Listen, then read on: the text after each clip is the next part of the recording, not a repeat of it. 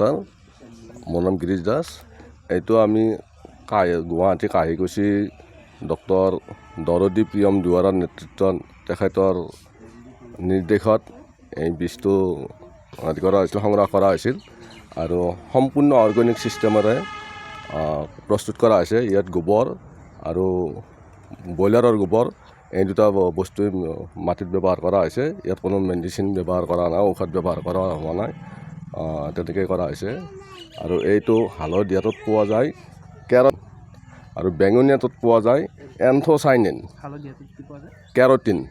Keratin পোৱা যায় আৰু বেঙুনীয়াটোত এন্থোচাইনিন পোৱা যায়।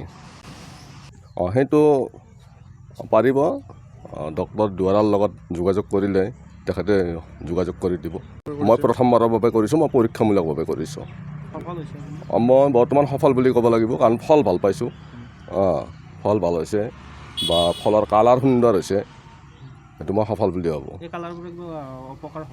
নাই নহয়, এইটো সম্পূৰ্ণ বিজ্ঞানসন্মত, বৈজ্ঞানিকে সম্পূৰ্ণ বিজ্ঞানসন্মত কৰি চাইছে।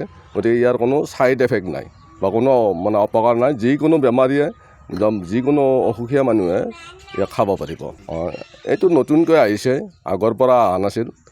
গতিকে আমিও এইবিলাক হয়তো ঢুকি পোৱা নাছিলোঁ। ডক্টৰ দুৱাৰাৰ লগত যেতিয়া যোগাযোগ হ'ল, তেতিয়া দুৱাৰাই, মই যিহেতু খেতি কৰোঁ, আজি 2-3 বছৰৰ পৰা দুৱাৰাই নেতৃত্বত মই খেতি কৰি আছোঁ।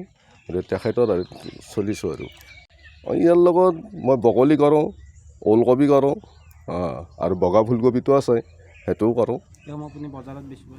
বজাৰত বিক্ৰী কৰোঁ। এইটোৰ দাম বহুত আছে, তথাপিতো আমাৰ লোকেল হেৰিত আমি 70 টকামানকৈ দিব পাৰিম কেজি।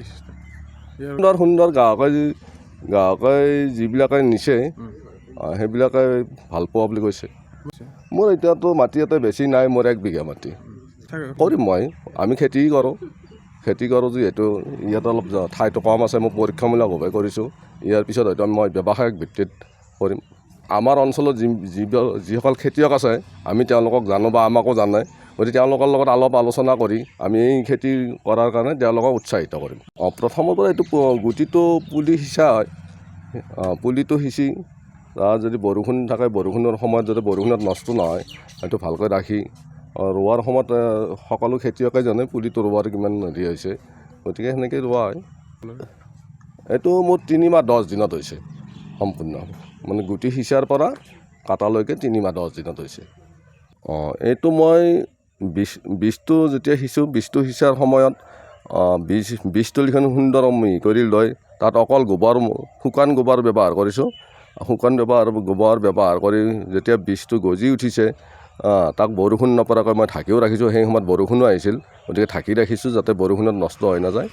আৰু ৰুবৰ সময়ত য'ত আমি ৰুইছোঁ, তাত আমি অকল গোবৰ আৰু ব্ৰইলাৰৰ গোবৰ ব্যৱহাৰ কৰিছোঁ। তাত অন্য কোনো ৰাসায়নিক সাৰ বা ৰাসায়নিক দ্ৰব্য কোনো ধৰণৰ আমি ব্যৱহাৰ কৰা নাই।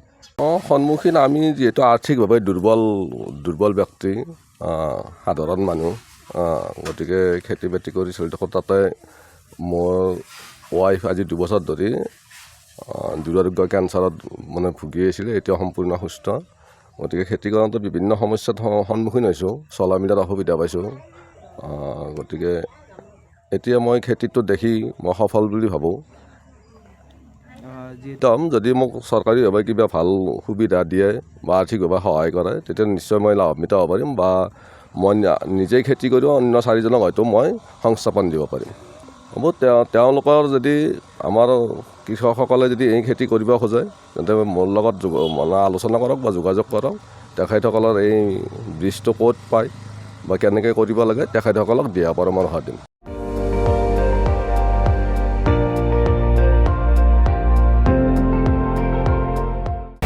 আপুনি চাই আছে ND24, সৰ্বশ্ৰেষ্ঠ নহয়, সৰ্বোত্তমৰ দৌৰত।